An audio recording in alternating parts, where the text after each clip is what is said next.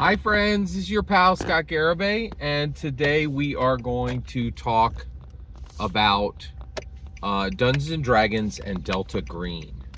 All right, so I study Dungeons and Dragons competitors in order to understand Dungeons and Dragons better.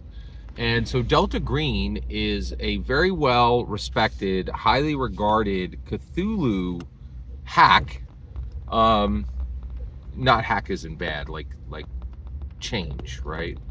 And I was listening to Quintin Smith cover it recently on his channel where he talks about tabletop role-playing games. And I listened to Quintin Smith and I was like, oh my gosh, Delta Green should never, ever have been made. Ever.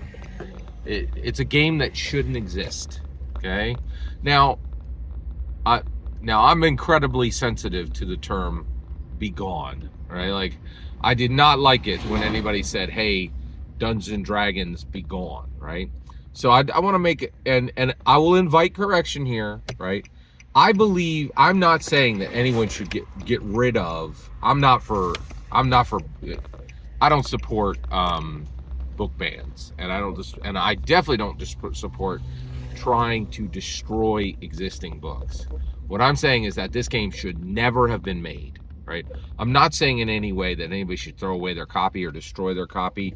I'm incredibly sensitive to that because people have tried to destroy Dungeons and Dragons twice. Happened in 1983 by evangelical Christian zealots and happened in 2023 by atheists and nuns. N-O-N-E-S. Okay? It was over the OGL crisis. And both times they wanted to burn books. It's pretty wild. First time they did burn books in both cases. They literally burned physical books in 1983, and they digitally burned books in 2023 by encouraging people to delete their account, right? Delete their account. What? Yeah, pretty incredible. You can't make this stuff up. But Quintin Smith, so he is an absolutely brilliant guy. He was on Sit Up and Shut Down.